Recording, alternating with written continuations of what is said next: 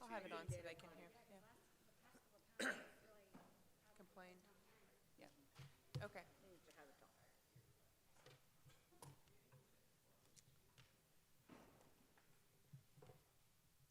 I call this work session of the GMSD Board to order. We will begin with our agenda. Item number 1 is the annual review, revision of policies, first reading.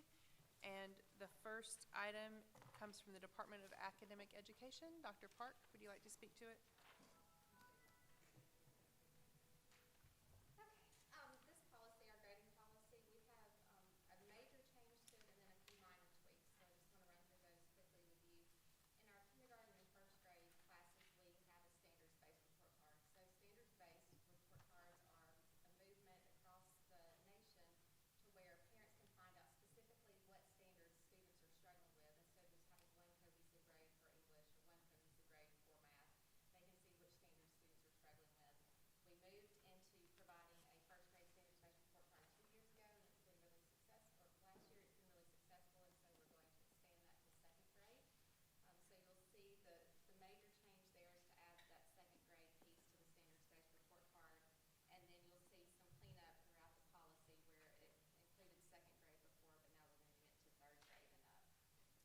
Another piece on the, just for clarification purposes, towards the back on line item 168 through 177, you'll see the change there where the additional point weighting is awarded only to students who sit for the identified exam. So we have had situations where it's not a lot, but we've had students who did not take the AP exam, and based on the high school policy from the state 2.103, it is a requirement that they take that exam to get that additional GPA weighting.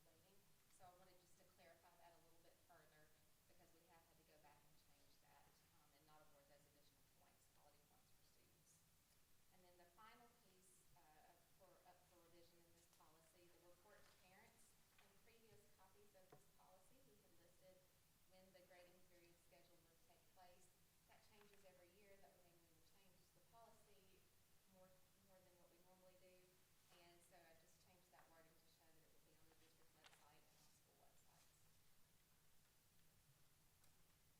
On line 168, is effective with the graduating class of 2017 still necessary?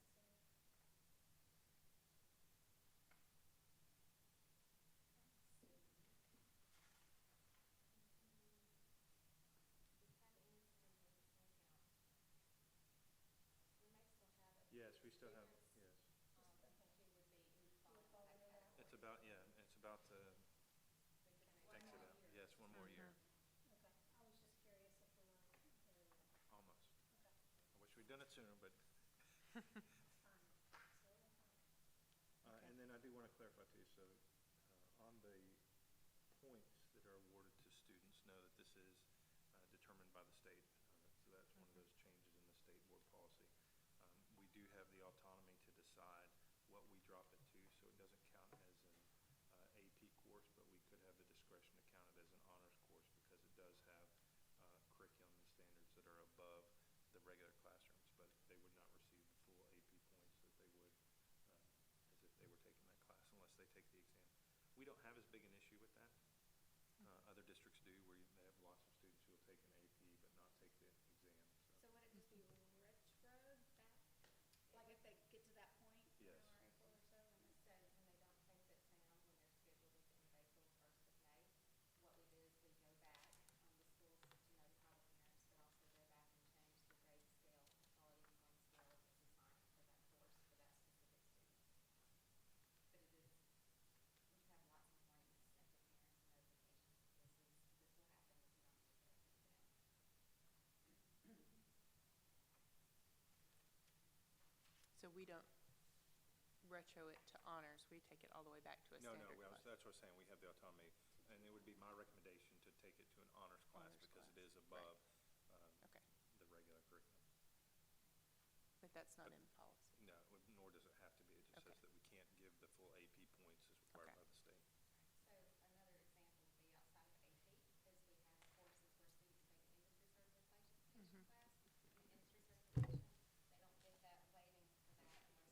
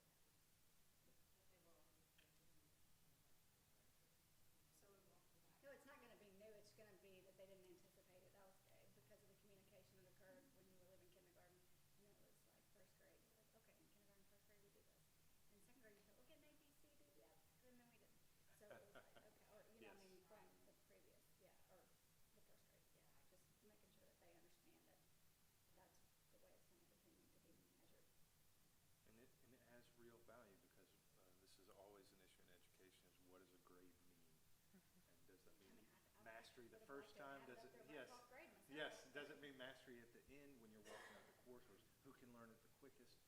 That's why this really is Section by based section, on, being able to can pinpoint you what master this material? And it's not a race to see who learns the fastest, nor should it be in first, second grade. So, Amen. okay. Okay. Other questions? Next, we have recommendations for revision in policy from Human Resources. Ms. Stratton, are you taking those tonight, or And Mr. Haddo? And I'll also do this, it can be effective, but Ms. Stratton, you can Ms. come on. Stratton? So this is a request, and this has posed a problem a couple of times. Whenever we're trying to recruit staff from outside the district, this always poses a problem, and it's the way that we accrue our vacation days. We're not really changing the way that we're accruing days. We want to change the ways that we're dispersing them. So it doesn't truly require a policy change, but we want to make sure, because it was so specific, our previous policy, on how we were going to disperse days. But this is something that we have discussed. We want to, just from the logistics side of things, go ahead and grant them, and we're looking at the semester. So you could, if you get 20 days for the year, give 10 up front and 10 at the back. That doesn't mean that they haven't changed their accrual. We still have the language in there about accrual. So if, for example, an employee decided to leave the district before they had earned their days, we're not saying we're granting you the days. So that then on their last paycheck, we could take back those days that they haven't earned yet. So that's one of the changes that we're asking for. We're really asking for that.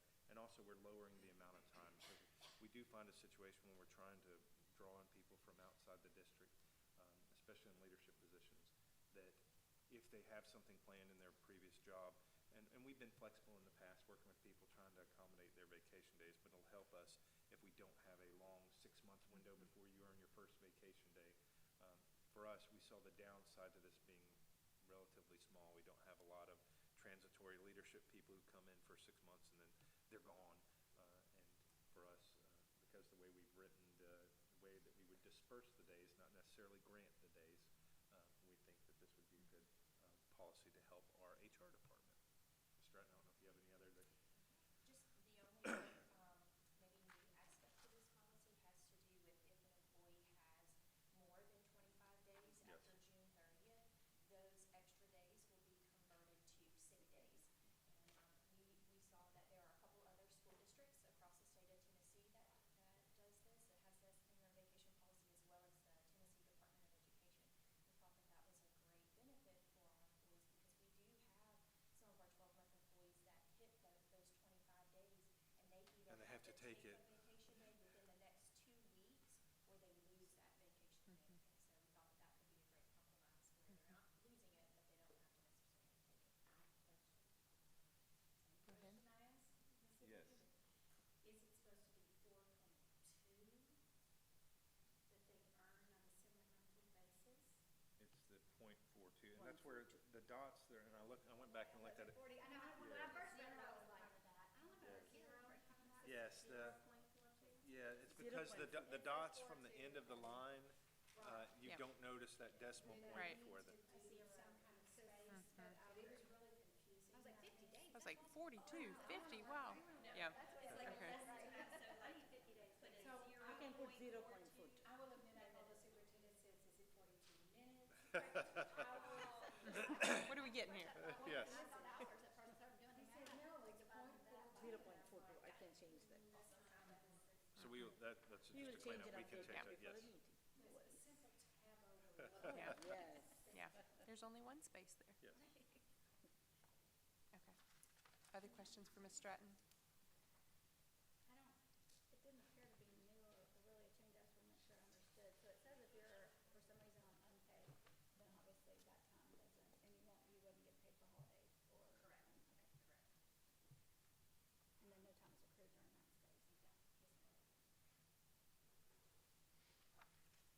Is there and I didn't see it in here, is there if you take all 10 days, but then you do leave before, is there a way that we There is. recoup that? Okay. Yes, that's, I guess, on line 17, starting on line Okay. 17 on page 2.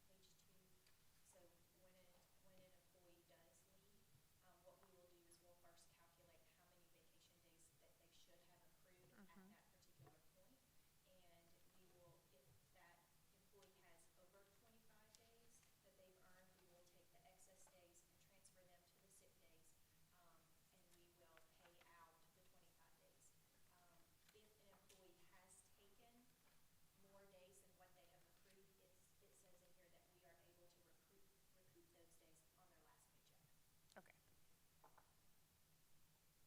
copy today. I see it now. I just didn't see it the first time I read it. Thank you. Thank you, Ms. Stratton.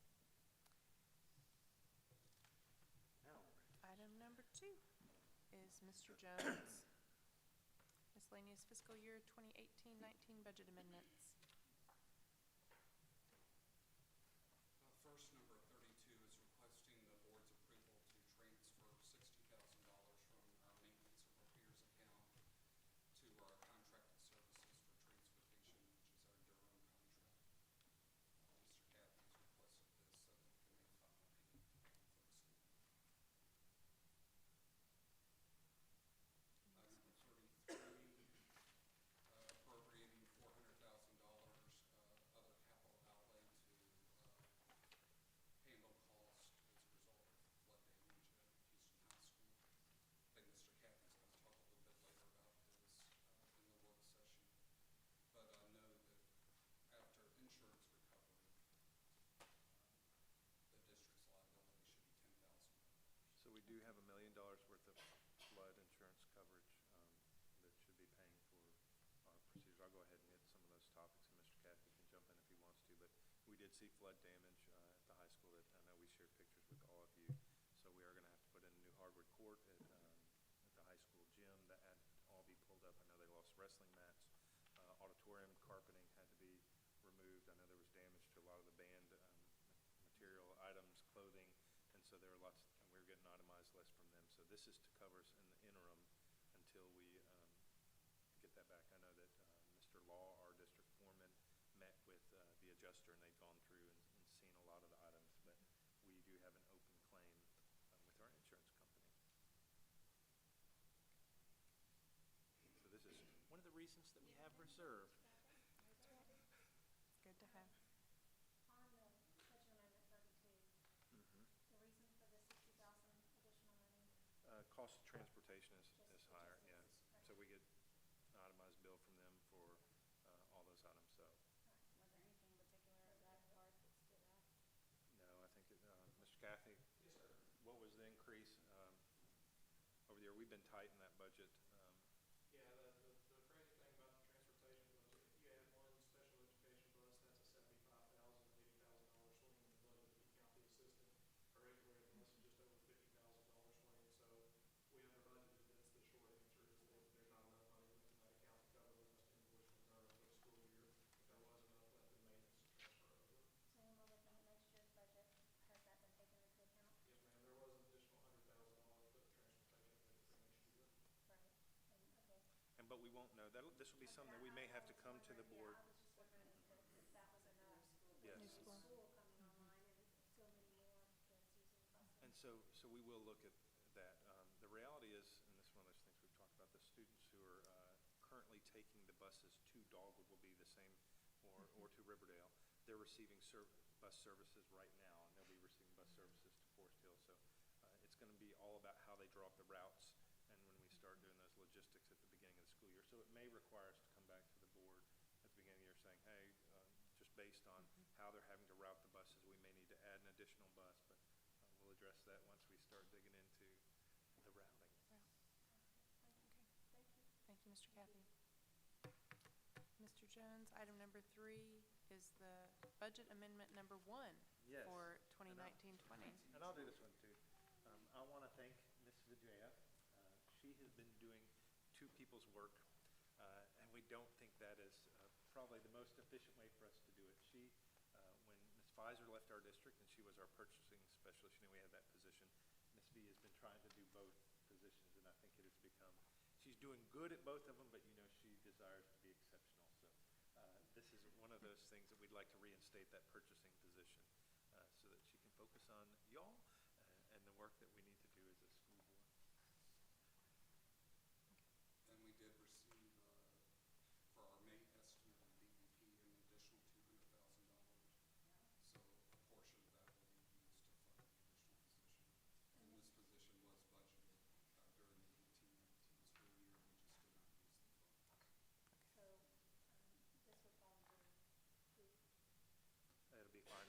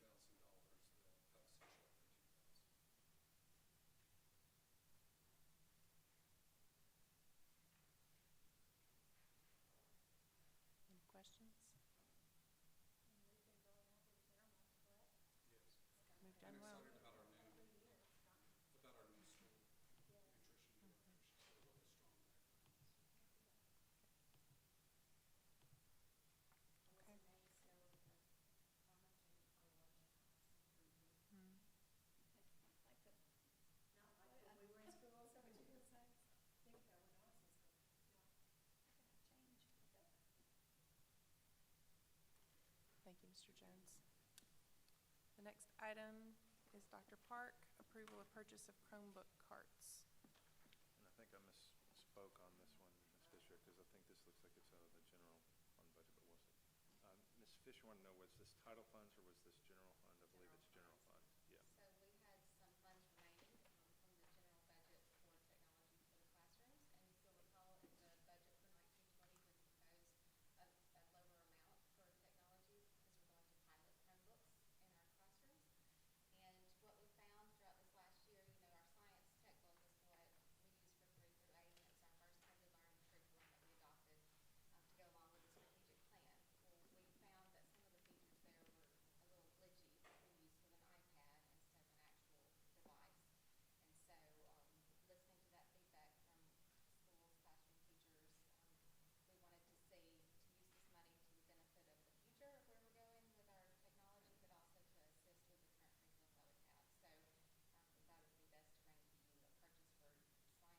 science classrooms to have these Chromebooks in 3 through 8.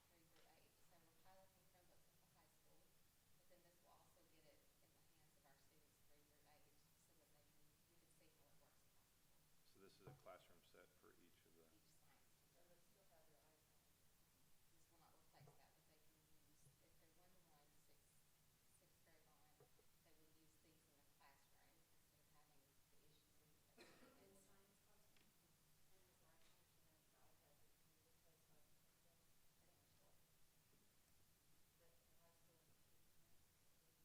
And the science teacher has the iPad that can be replaced by the potential. But the high school is keeping that. They will keep the Macs now, and we're going to pilot, and then as we continue to roll off, we will be able to sell those back and go towards the Chromebooks, but the teachers will keep the Macs and the Apple TVs as Mac Why are the Chromebooks standalone? Is the cost maybe? Cost is a big factor to it. Another one is the security factor, because if Apple changes their software, a lot of times it requires a hands-on touch to each device, and that's a lot when you're 1-to-1 at the high school. And so we came into that issue this year when the state, when we had online testing, the state changed the program to align with an operating system that we did not have in our MacBooks. So then we had to go back through the process for all of our students so that we were all up to date and the testing software worked correctly. With Chromebook, it's easier to run. you can do a push to devices. I'm curious, talked a little bit about that at the budget meeting, and I've done a little research, and it does seem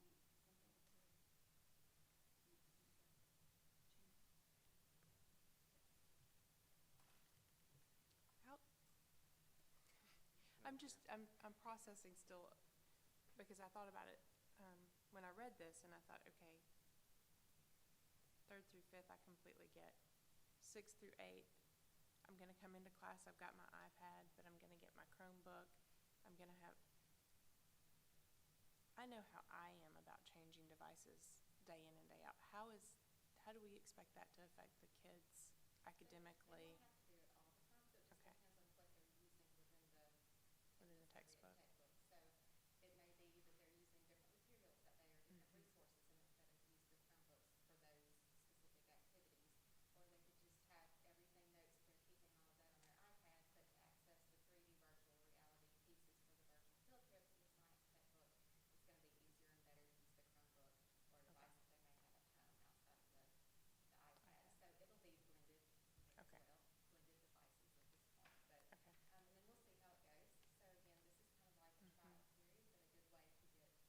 But we'll see how it works, because eventually the plan would be as students roll up from the middle school to the high school, instead of buying a whole round of MacBooks for those students, we would go with Chromebooks for those students. So we don't want to do that mass purchase right now, since we're kind of piloting to see how it goes first. Okay. Somehow I imagine they'll adapt to it much quicker than we I'm sure they will. I give them credit for that, for sure. Thank you. The next item is access control additions at all schools. Mr. Cathy, Mr. Bland?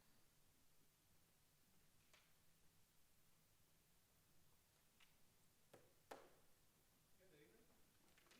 This is a proposal, if you've been in our schools and seen, we don't have a badge reader on every door. So that's our badges that we have. Each one has a microchip embedded in it.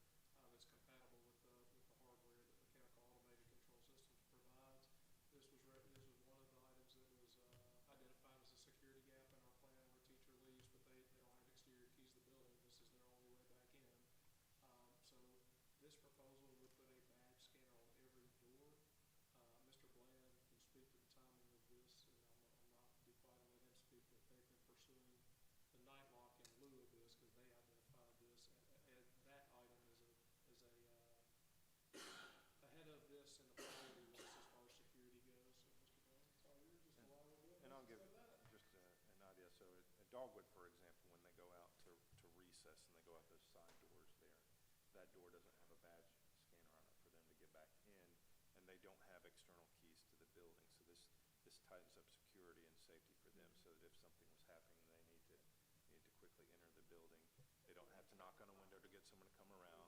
They're not they're not propping the doors, so it just tightens up our security. But Mr. Blaine, I don't know what else. And we do have other items on the security list.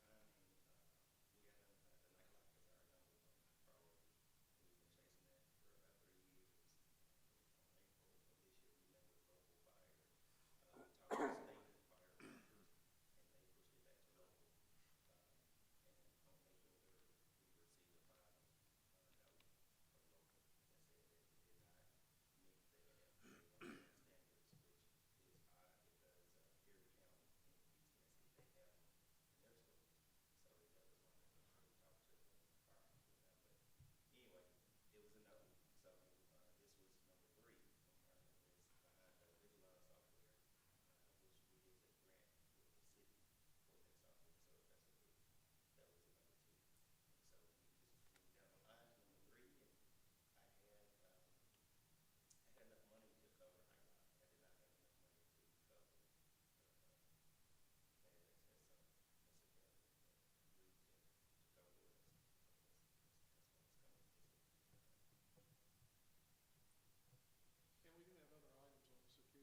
Right. Glenn has a list. We would love to rekey the interior doors at our schools as well. So there is a list of things for security that is there. This would be checking one of the ones that is definitely a gap off the list.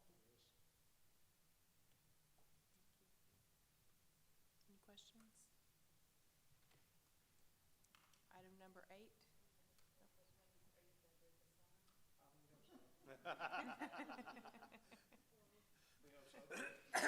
This is something that can be done while kids are there. It's not so horribly disruptive. It's cabling above ceiling. It's installation of hardware. So assuming the approval happens tonight, we're going to give them the go-ahead. It may be completed this summer, it may not. It just depends on how quickly they get materials and mobilize. And they are the same contractor that's over at Fortell Elementary School right now working, and Riverdale is working on the new system there. So they're spread out pretty thin as it is. Thank you. Number 8, flood cleanup and remediation at Houston High School. I'm not going to go through you guys are well aware of what happened. But the first thing we did was mobilize ServPro that very same day. You're familiar, we sent pictures, we've got video that we've had to pull for the insurance adjusters. But number 1 was just cleanup, remediation, and identification of things that were total losses versus not. So Mr. Manuel hit the list earlier. We've torn out the hardwood floor in the gym. We've torn out the VCT tile in the PE gym. The auditorium sustained some damages. The band equipment sustained some damages. And I'm sure I'm leaving some items off the list. But at any rate, we do have an insurance claim open. ServPro, I sent you guys the most recent claim, but they're still burning through it each day. We finished with them on Friday and sent them off-site because really they've completed their scope of work for us. So we should be getting the final burn invoices for them. But they gave us a not-to-exceed number of $222,000. They'll probably get real close to that as far as just remediation and cleanup, which should all be covered. Is insurance, it's set for, as Mr. Jones said, the $10,000. And the reason we did the budget amendment for the $400,000 is we got to cash flow this until the insurance settlements come in. So we've kind of taken the approach of we have to fix this and we have to fix it now because not having gyms at a high school is a pretty debilitating thing. So we'll deal with the insurance side. But I spoke to Mr. Hagan, who was gracious enough to take his time, and it's supposed to be his off time, with the band program to put a spreadsheet together and identify items. And we made the commitment to him that we're going to make them whole again. If insurance does something that's not above, we'll fight with them. But in the meantime, we need to make our programs and our facilities whole again for this incident. So, yes, ma'am.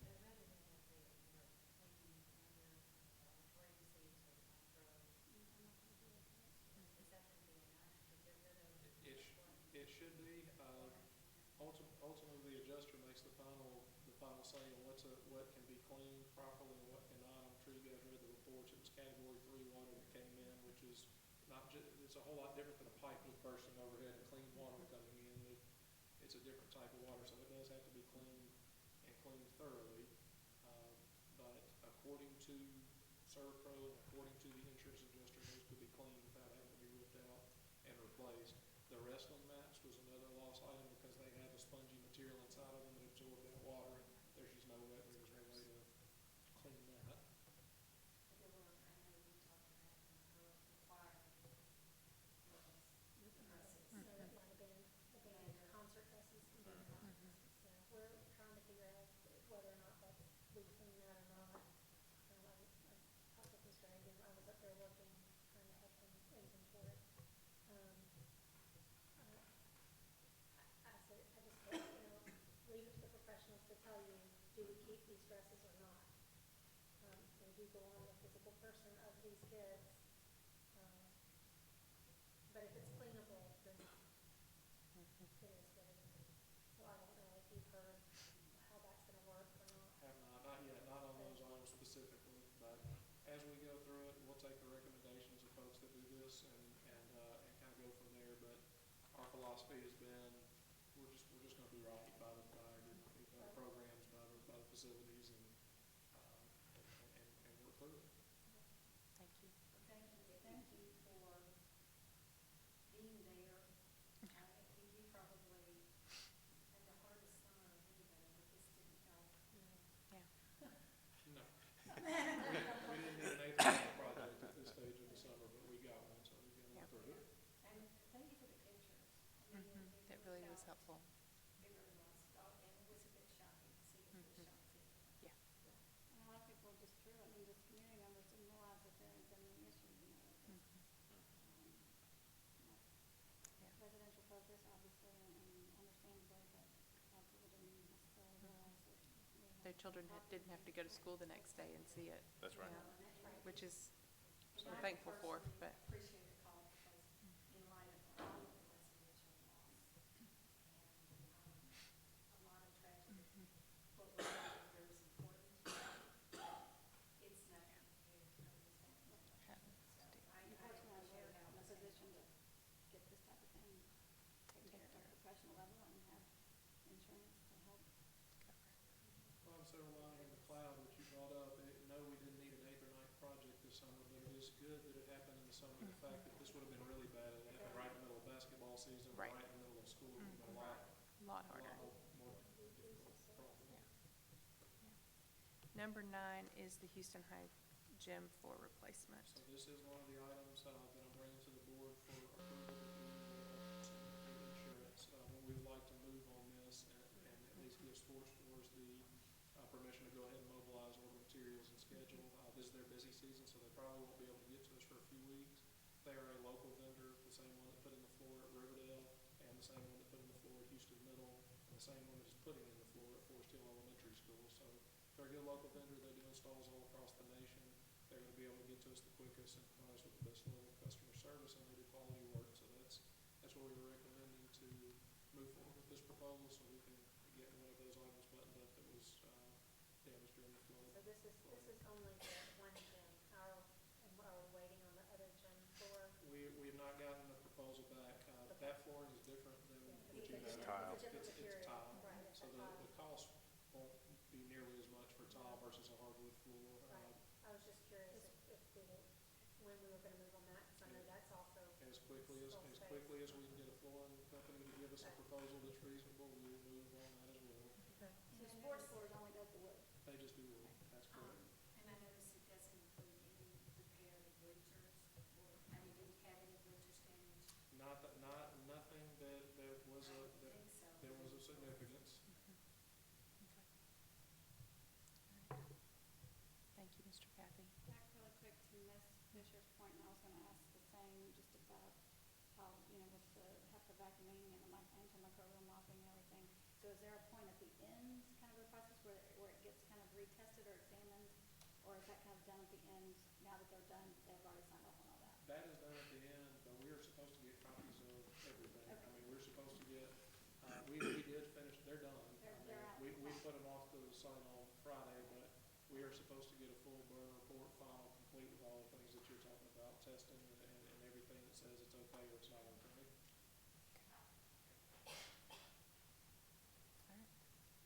further business? Oh, Ms. Fisher.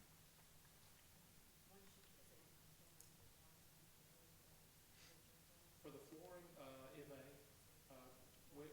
what we've done in the past with that is we've moved ahead with emergency purchasing and procurement, but if it goes above the board threshold, we still bring it to the board for approval, if it meets above that purchasing threshold. In this case right here, if we didn't have a board meeting until July, we would have administratively given sports floors the notice to proceed. Mr. Manning would have done what he normally does and at least inform board members, but we do have emergency procurement procedures in place that allow us to move forward if it's going to prevent the opening of school or be detrimental to the educational environment for kids. That is not a practice that we like to get into. It's not where we like to live, but sometimes it is where we end up living. And that, if you see that, if you see that you need to get our approval quicker like that, then it's not in charge of call, a special call, We we can can call just get it done if we need. If we need. If we need to, yeah. Thank you, Mr. Caffey. Thank you. Is there any further business for the work session? I wanted to ask, this was something, so we did the change in the exam policy. Could we, is there a way that we could see how it improved attendance in terms of statistics and? Yes, so I was actually in the book. Yeah, I didn't see the statistics, I just saw that it had improved. Yeah, so, Okay. Then I'll be to fine. tell you the, I have it at home. It's there somewhere. it had the exact, it was a chart that had the exact number. Which section was that in? Somebody had asked me about that because they were concerned about kids going to school sick. Right. Yes, And and we don't want that. we but- don't want that. And so that was my follow-up question was, since we are seeing improvement in attendance, and that is a focus of the state, I think it was a successful Yes. policy change. However, how are we balancing that with not wanting sick children? I mean, particularly, I think it was exam week, we started seeing, Yeah. or the week before, seeing those kids that were coming out with the flu, and they were. Right. They were still using- coming, yeah. They were coming to school. Oh, yes. Bring it over, please. Instead of me searching through, yes. What page is that on? They're not numbered. Why are the pages not numbered? We're gonna do that. I sent this to, Ms. Crowder personally. This is fabulous. It's I the, loved it. it's the thickest What was thing the I've number, ever Ms. seen. Crowder, so we can say it? 300 students in January of 2018 versus 51 students in January. And that's who had missed more than 10 days of, more than 10 days of In that school. semester, so we'll get an update on this Yes. current semester, Right. on the second Yes. semester in fall. Yes. Excellent. So that's a dramatic. That's dramatic. change. And it is more lenient, the new policy, than it previously had been, yeah. I think it was, I think it's a positive change. I just wanted to know what kind of feedback you were getting on, like, the sick kids coming to school, because that's some of the feedback I'm getting, but at the same time, Yes, this is the push in the state, but we also need to Balance. right. It's a reward, Okay. it's not a right. That's We right. are going to go into executive session as we adjourn. So I invite you to move into executive session.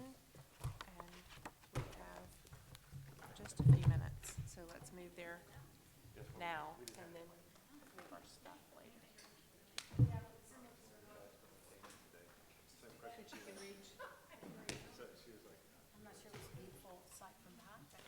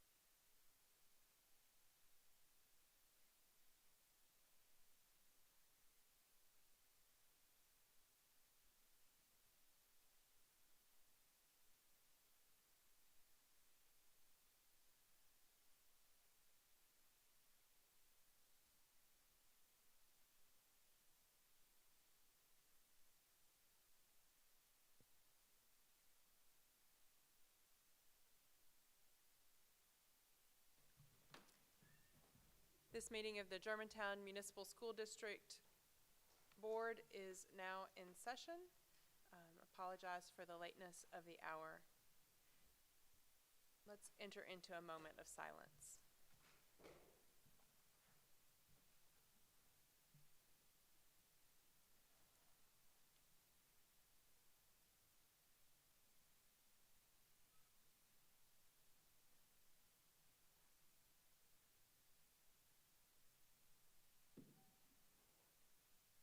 Thank you. I've asked Ms. Landers to lead us in the Pledge of Allegiance. Would you please stand? I pledge allegiance to the flag of the United States of America and to the republic for which it stands, one nation, under God, indivisible, with liberty and justice for all.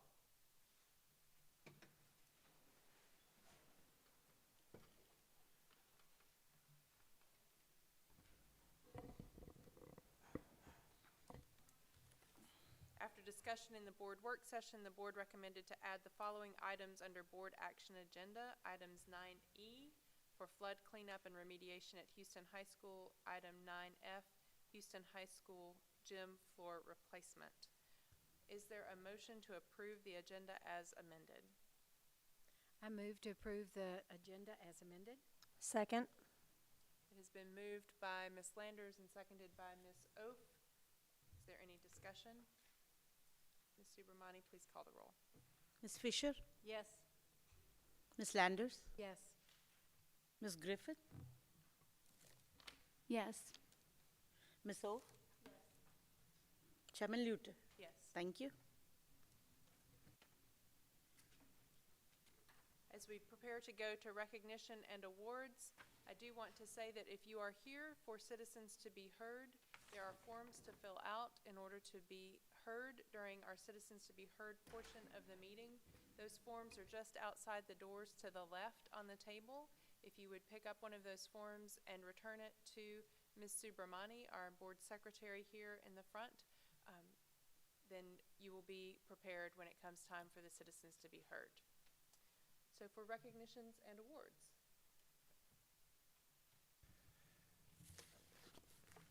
We just have one this evening, but that doesn't make it any less special. Each year, the Tennessee School Boards Association recognizes students from across the state who have distinguished themselves in academics, community and service activities, and leadership roles and activities. Superintendents are encouraged to acknowledge the achievements of students by nominating a junior. When I reached out to the high school staff, one name came up again and again. It is my pleasure to introduce the board to our TSBA Student Recognition Award winner, Major Glenn. Major is diligent and engaged and is one of Houston High School's top mathematics students. He has a GPA of 4.67 and he scored a 35 on the ACT. He serves as Beta Club president, the International Club vice president, competes in our Houston High School Knowledge Bowl team, serves on the Junior Classical League Council, and is a drum major for the Houston High School Band. Last summer, Major spent his time at the Governor's Schools for Science and Engineering. He also participates in many service activities, including volunteering at his church, where he runs AV equipment, and singing with Alzheimer's patients at Kirby Pines.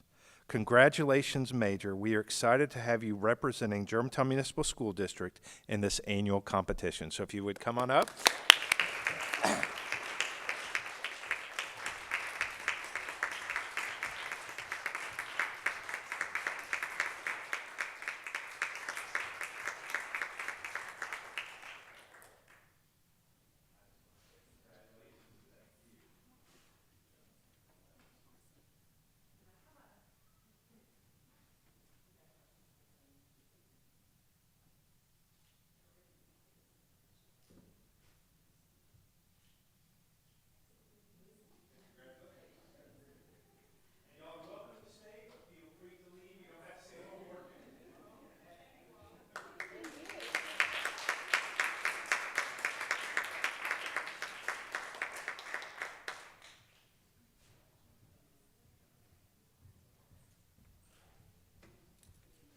And that concludes our recognitions and awards. We move into the reports section of our meeting. We begin with the TLN update. Ms. Griffith. Thank you, Chairman Luter. As we anticipated, Governor Lee signed legislation on May 24, 2019, allowing for education savings accounts to be given to eligible students in Shelby and Davidson counties. Less than 2 weeks later, Speaker of the House Glenn Casada announced his resignation of that post, effective August 2nd of this year. I will be participating tomorrow in the 2019 Legislative Review webinar hosted by Tennessee School Board Association, which will be discussing specific education legislation recently passed by this year's General Assembly. TSBA's annual Summer Law Institute will be held next week in Jackson, Tennessee. I plan to attend along with Ms. Zof, Ms. Fisher, and Ms. Landers. This training will also cover details of recently passed education legislation, along with a review of Tennessee and national school court cases, including Attorney General's opinions. Thank you, Ms. Griffith. The chairman's report tonight is the superintendent's evaluation, which was completed in June this year, following school ending. The evaluation tool used this year was the same tool utilized for the 2017-2018 school year. In addition to the board's completion of the evaluation, evaluations are completed by members of the district cabinet, as well as self-evaluation done by the superintendent, which does not figure into the overall evaluation. Results are based on weighted averages. Achievement of board goals strategic plan comprises 45% of the overall score. The board observational data comprises 35%, and the cabinet survey comprises 20% of the overall score. The ranking scale is a 4-point scale, with 1 indicating ineffective, 2 indicating developing, 3 indicating effective, and 4 indicating highly effective. Last year, based on the evaluation and scores, Chairman Landers and the superintendent identified visibility and self-improvement, increasing the superintendent's professional development opportunities as areas for growth. As a result, the superintendent has calendared regular visits to all schools and has found that time valuable.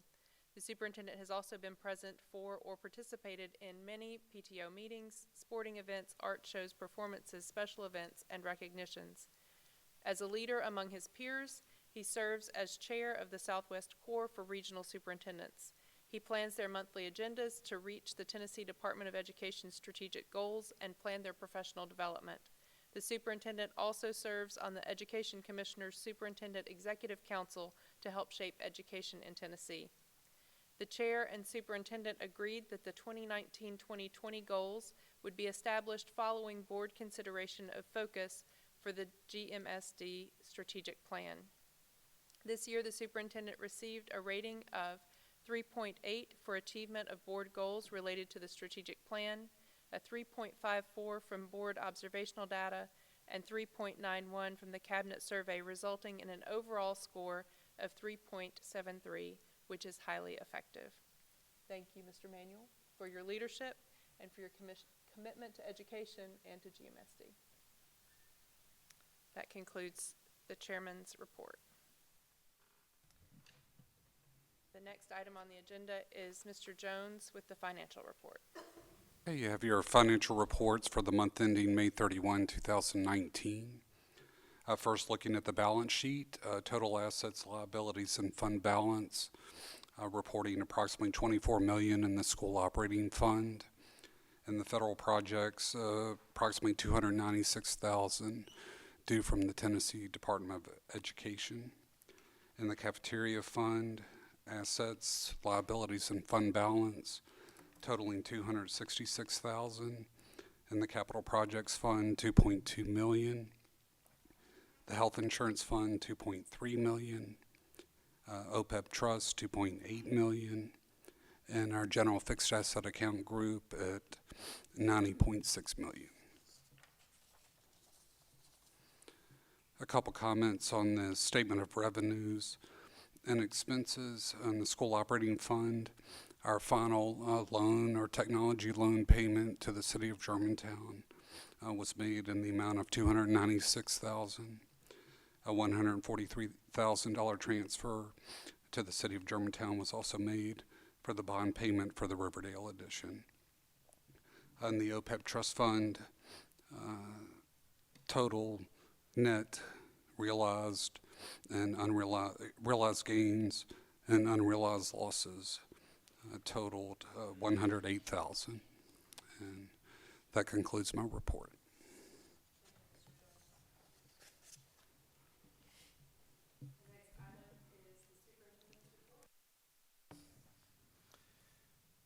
So I have provided, and thanks to Ms. Lander's recommendation so that we can hopefully save some trees, we are going to provide you a folder in August so that you can have all these hard copies and you can keep them with you. So if you want to refer back to information, but you have a more detailed superintendent's report, which we are now calling the district update. That is also going to be one of the things that we send out to the staff too in the upcoming year that's tailored more to some of their questions and concerns. But I wanted to highlight some of those key areas from the superintendent's report.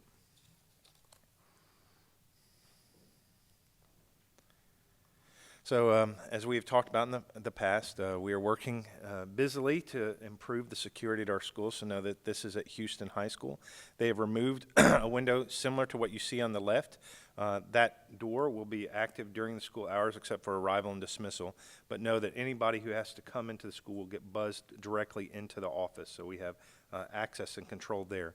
Previously, you get buzzed into the lobby, which wasn't a secure location. Know that they have cut that out. They have added brick to it, and so they're in the process of completing that installation there. Also at Houston High School, you know, there are always great projects that you find.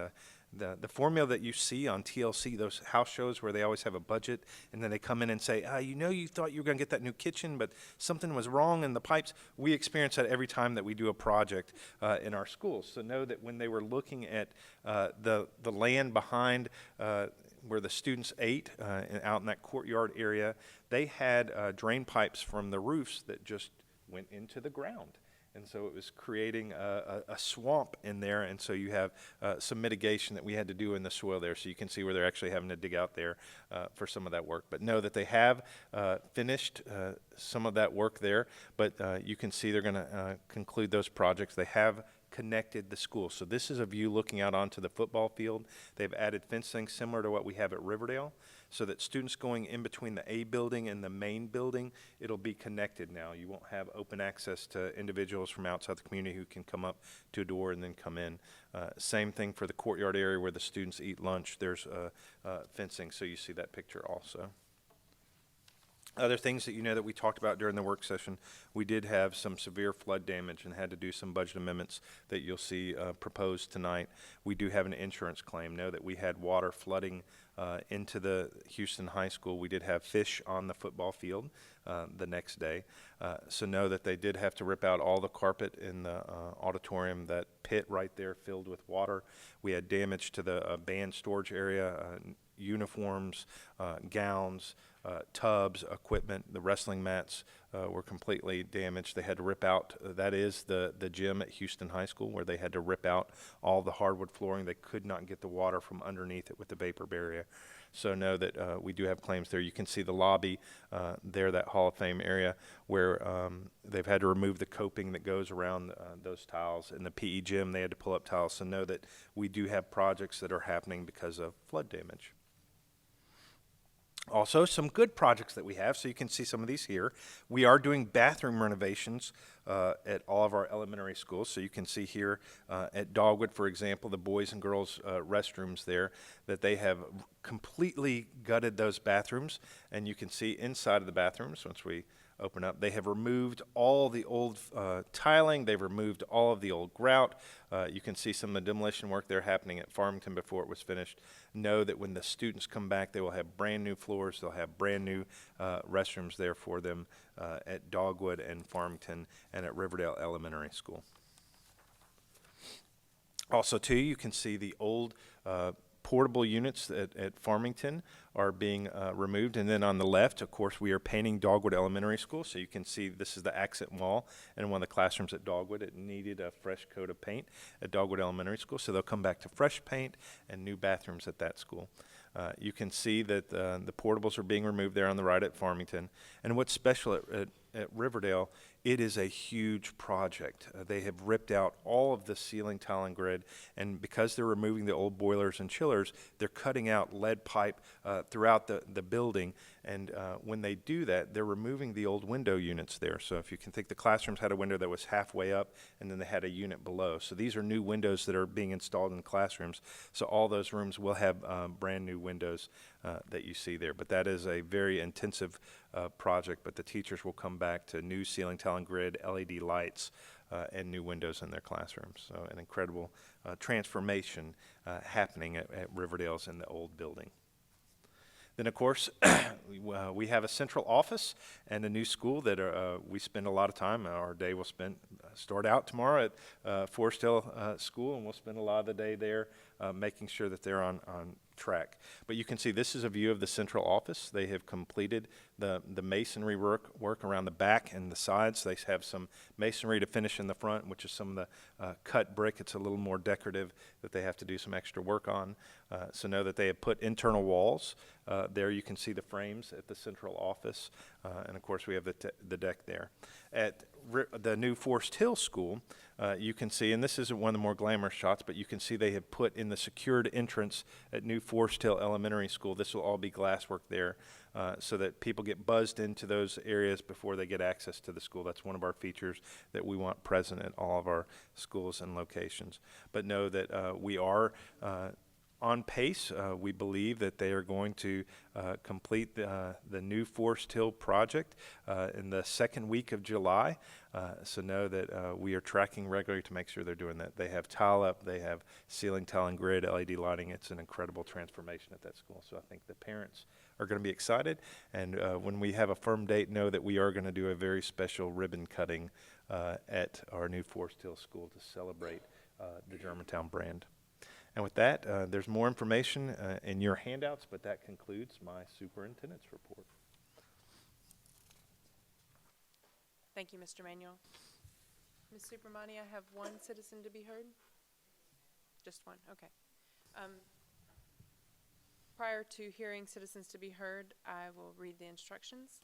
GMSD, by its policy, allows persons to address the board during the citizens to be heard section of its agenda, but only within certain guidelines. Tennessee law makes no specific provisions for the participation of the public at school board meetings. Thus, there is no inherent or legal right of citizens to make comments during a school board meeting. Prior to making your remarks, you must state your name, address, and the subject of your presentation. The chair would remind you that if there are several persons who are intending to express the same sentiment, GMSD board rules require that you designate one spokesperson to speak for your position. If you do not do so and the chair determines that comments are cumulative, the chair will direct the speaker to cease their comments. Individuals addressing the board shall address their remarks to the chair. Speakers will not be permitted to engage in gossip, make defamatory comments, or use abusive or vulgar language. In accordance with GMSD policy SB 1.404, remarks will be limited to 3 minutes unless time is extended by the board or otherwise reduced by the chairman to reflect the number of citizens to be heard. TCA 39-17-306 provides that it is a Class B misdemeanor to intentionally prevent or disrupt a school board meeting. Please be advised that any individual who is disruptive or does not adhere to the aforementioned rules will not be permitted to continue or make their remarks at this meeting. This evening, one individual has indicated her desire to address the board, and you have 3 minutes, and that is Carrie Alley.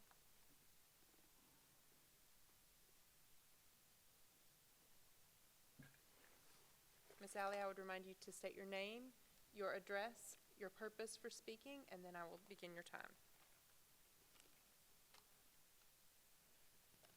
There we go. Is it on now? All right. My name is Carrie Alley. I'm a resident of 2553 Rooksworth Cove. My topic is the cell tower at Dogwood Elementary. I'm speaking tonight on behalf of the over 600 people who signed the petition in opposition to the cell tower at Dogwood Elementary. I understand the topic's not on the agenda tonight. We just wanted to say that we're still here and we're still in opposition to this. But we also wanted to say thank you to you all. Many of us were scared and hurt and angry, and it's been a rough few months for a lot of people. But we just wanted to say thank you for reading our emails. Thank you for taking phone calls, for letting us stop you in the park or at ball fields, and for listening. So all that to say, just thank you. Thank you, Ms. Allen.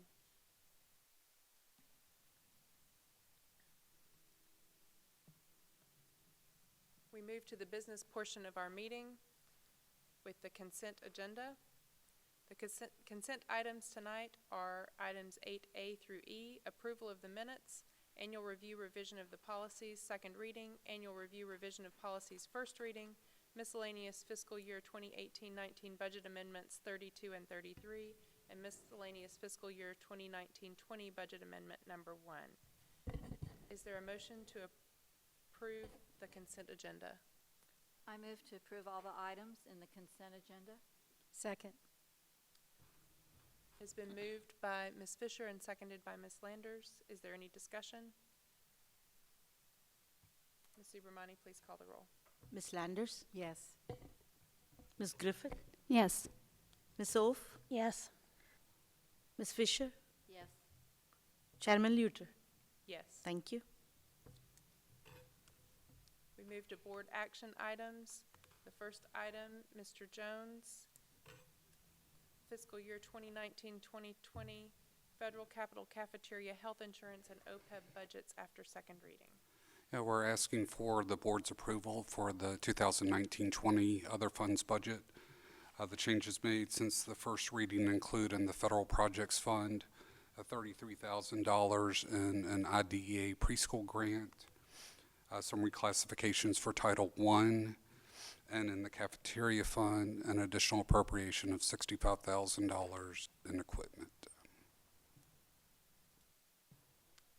The chair would receive a motion. I move to approve the GMSD FY 2019-2020 federal capital, cafeteria, health insurance, and OPEB budgets after second reading. Second. It has been moved by Ms. Landers and seconded by Ms. Oaf. Is there any discussion? Hearing none, Ms. Subramani, will you call the roll? Ms. Griffith, Yes. Ms. Oaf, Yes. Ms. Fisher, Yes. Ms. Landers, Yes. Chairman Luter. Yes. Thank you. The next item is 9B, the ARA Mark contract renewal for 2019-20. Yes, asking the board to approve amendment number 4 to the original contract. This is for the school year 2019-20 with Airmark. It has been reviewed by legal counsel as well as approved by the Tennessee Department of Education, the Office of School Nutrition. I move to approve the Airmark contract renewal for 2019-2020. Second. The motion has been made by Ms. Oaf and seconded by Ms. Fisher. Is there any discussion? Ms. Griffith? Chairman, I just wanted to make disclosure that although my company nor myself as a representative of my company have a specific contractual agreement with Airmark, they may or may not purchase some of our products as part of their order guide. The majority of the products that we have listed that we serve from them, those products of or my company that I'm employed by, are not necessarily included. I just wanted to make sure that I put that out there in case for any reason that my voting on this contract extension or renewal would be in question. Thank you. And I would like to add that this was a difficult decision for us a long time, Ms. Griffith, before you came along. We have been very happy with Airmark services. This was a decision for us because we wanted somebody who was actively marketing our cafeteria, and has been a very good decision that this board made to outsource our cafeteria services. So we're very thankful for Airmark's work with us in our school district, because they have become over the past 2 years profitable, which is what we weren't experiencing over the first couple of years in our schools. So I am very glad to actually bring this to the board for us to continue working with this organization. Thank you, Mr. Manuel. Are we ready to vote? Ms. Subramani, would you please call the roll? Ms. Oaf, Yes. Ms. Fisher? Yes. Ms. Landers? Yes. Ms. Griffith? Yes. Chairman Luther? Yes. Thank you. The next item on our agenda is item 9C, the approval of purchase of Chromebook carts. Dr. Park, would you like to speak to that? We are asking your approval for the purchase of Chromebook carts to be used in our science classrooms for grades 3 through 8 across the district. This will assist us with our blended learning curriculum adoption for science, which we adopted last year, the Discovery Ed Tech book. It will allow our students to make full use of all of the resources available outside of just using the iPad.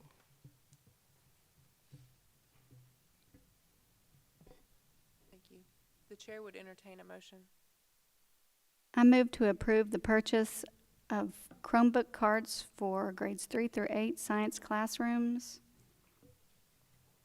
Hold up. Oh, boy. Pardon me, because I have a lot of things popping up here. I can't see the remainder of that since there we go, because it's a lot of numbers. Thank you. Perfect. From CDW-G through TIPS contract number 180360 in the amount of $399,165. Second. The motion has been made by Ms. Griffith and seconded by Ms. Oaf. The contract number is 180306. Is there any discussion? I think I would like to just say that this is also an opportunity for us to see how Chromebooks work in the classroom. I believe Mr. Pierce has expressed the desire for us to move in that direction in the future. And we'll be doing a pilot program in the fall. So this is, to me, this is not just about us being able to maybe access more easily some of the tech book educational opportunities that it provides, but also get some feedback from teachers in the reality of using it in different grades as opposed to just in the high school.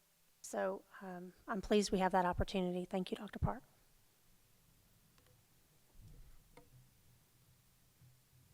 Seeing no further discussion, Ms. Subramani, would you please call the roll? Ms. Fisher? Yes. Ms. Landers? Yes. Ms. Griffith? Yes. Ms. Oaf? Yes. Chairman Luther?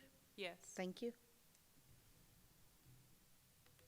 The next item pertains to access control additions at all schools.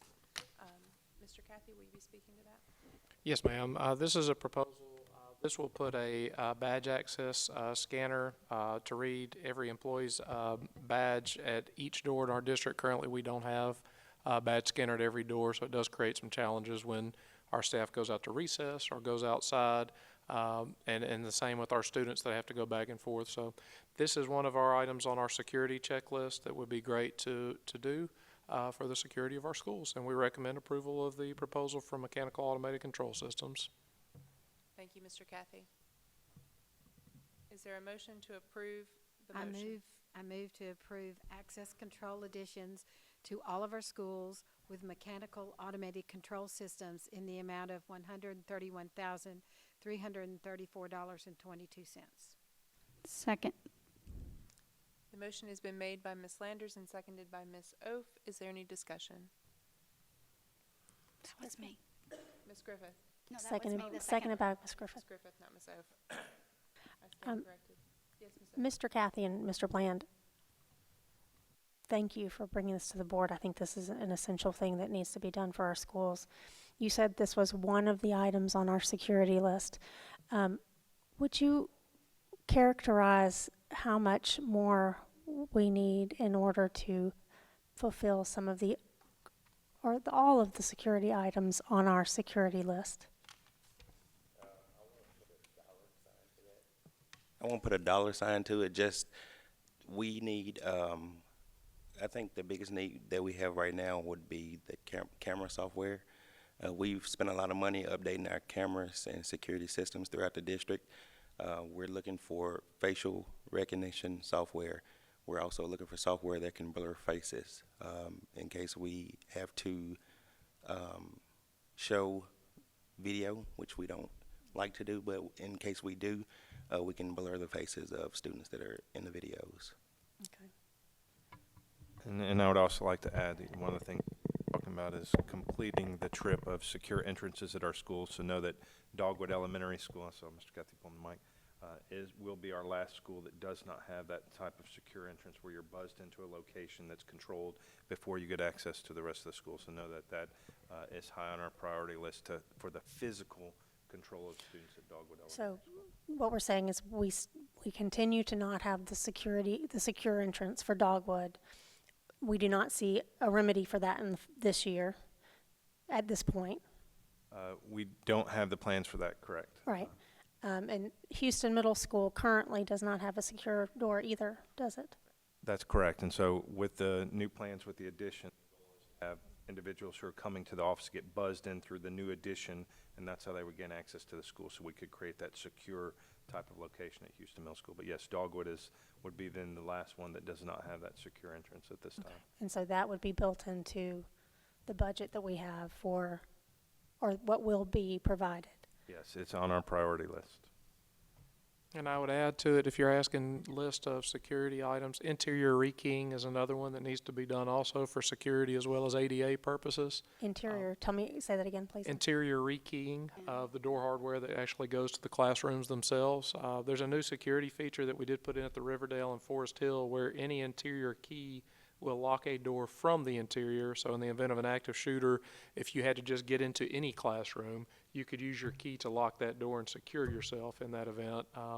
So that's another item that's on our list, but it's a high dollar item. We've got an estimate at Houston High School, and it would be $85,000 just to do it at Houston High alone. So it is a good project to do for security and ADA, but it comes with a price tag. And the interior locking will be done is done at the Forest Hill, will be done at Forest Hill? It is being done at Forest Hill, and it was done at the Riverdale addition. Okay, but just the addition? Just the addition, that's right. So the original... The original building still has a lot of the original door hardware with it. So, I mean, we're looking at hundreds of thousands of dollars in need for security improvements. Yes, ma'am, I would think that. I would think we could easily spend hundreds of thousands of dollars in security and improvements. I don't want to speak for Mr. Bland, but Okay, thank you. I just wanted some clarification on that. Since the door was open, specific to the budget discussions that we had and then what we presented to the city when this topic came up, specific to the security measures and the lack of funds to perform them in this urgent time period. There was some discussion about pursuing a grant. Has anyone heard anything or we gotten any information as to where we are with that process? Mr. Pierce, Mr. Crump, and myself worked with the city on that grant. It was submitted May 31st. We won't know anything until the end of July, whether or not we receive the grant. Thank you for that update. But to clarify, I'm sorry, Ms. The purpose that was listed in the grant documents was for? Was for the Vigilon camera software that I spoke about earlier. So that would not allow it to be used for the secured entry? Correct. Okay. It's earmarked for that software only. Got it. Thank you very much for that clarification and update. That was my question, were there specific guidelines for the grant? And Thank you. Any further discussion on the amendment, on the motion? Ms. Subramani, will you please call the roll? Ms. Landers? Yes. Ms. Griffith? Yes. Ms. Ove? Yes. Ms. Fisher? Yes. Chairman Luter? Yes. Thank you. Item 9E, Mr. Cathy was added to the agenda, flood cleanup and remediation at Houston High School. The board and the community is very well aware of the flood event that took place. The day after it took place, we did mobilize ServPro to begin cleanup and remediation and assess the flood damage. They were here until Friday when they were removed from site. So minus their final report, their scope of work has been completed. I'm bringing this to the board because I continue to get daily reports, and even the report that's attached to the board's been updated since 6/13. But we did have a not to exceed amount of $222,000, and that is what I'm asking the board to approve in order to make sure we're following protocol and procedure when it comes to our procurement policies in mobilizing ServPro. This was an event that none of us planned for, but we had to address it the day after in order to limit our damages. So we're asking the board to approve that action. Thank you, Mr. Kathy. The chair would entertain a motion. I move to approve Servpro to complete emergency cleanup and remediation due to flooding at Houston High School in an amount not to exceed $222,755.59.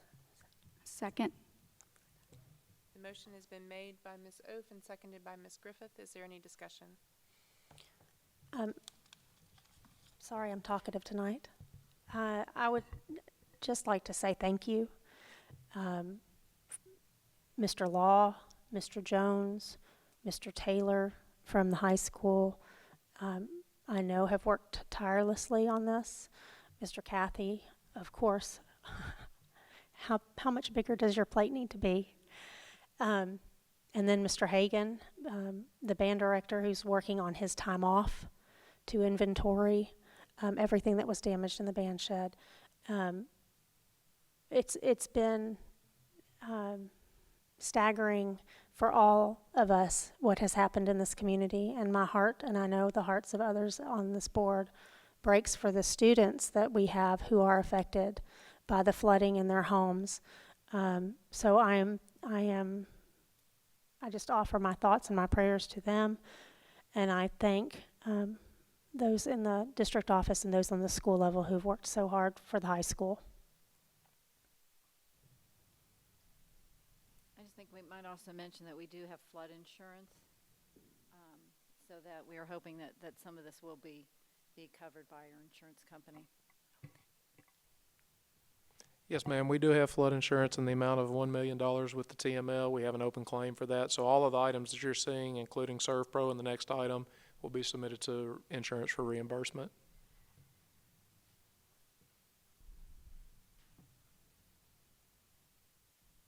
Are you ready to vote? Ms. Subramani, please call the roll. Ms. Griffith, Yes. Ms. Oaf, Yes. Ms. Fisher, Yes. Ms. Landers, Yes. Chairman Luter. Yes. Thank you. The next item is related, Houston High Gym floor replacement. Mr. Yes. Kathy. So the last item the board approved got us through just cleanup, remediation, and tear out. This is one of the items that will be being brought forth to the board for approval to begin the actual repair and replacement portion of this. So we are asking the board to give approval to replace the gym floor in the varsity gym at Houston High School with a hardwood gym floor, which was what was there previously, in the amount of $153,514.59 with sports floors. I move to approve the proposal from Sports Floors in the amount of $153,514.59 for the replacement of the Houston High School gym floor. Second. The motion has been made by Ms. Griffith and seconded by Ms. Fisher. Is there any discussion? I just wanted to specify this is the varsity gym floor. The other gym floor will be handled at a later time. Correct. We are awaiting the bids for that. Ms. Subramani, will you please call the roll? Ms. Oaf, Yes. Ms. Fisher, Yes. Ms. Landers, Yes. Ms. Griffith, Yes. Chairman Luter. Yes. Thank you.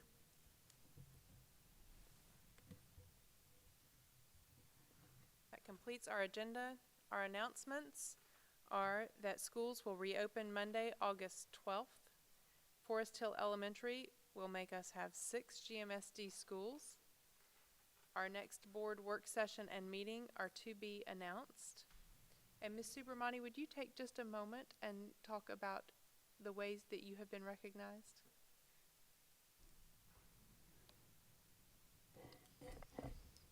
I don't know what to say.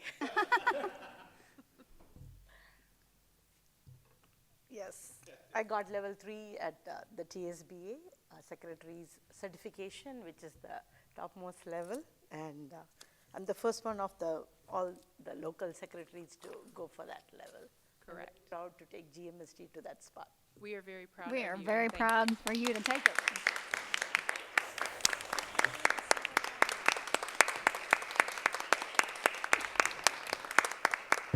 Thank you, that was a real surprise. Gotcha. Yes.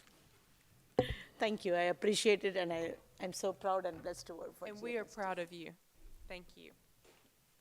I do want to say that all of our students who have been affected by the floods, I know have been in all of our thoughts and prayers.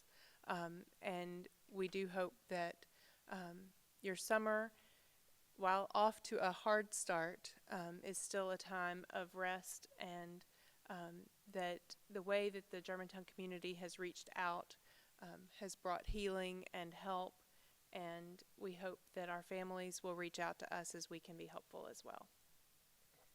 And with that, we stand adjourned.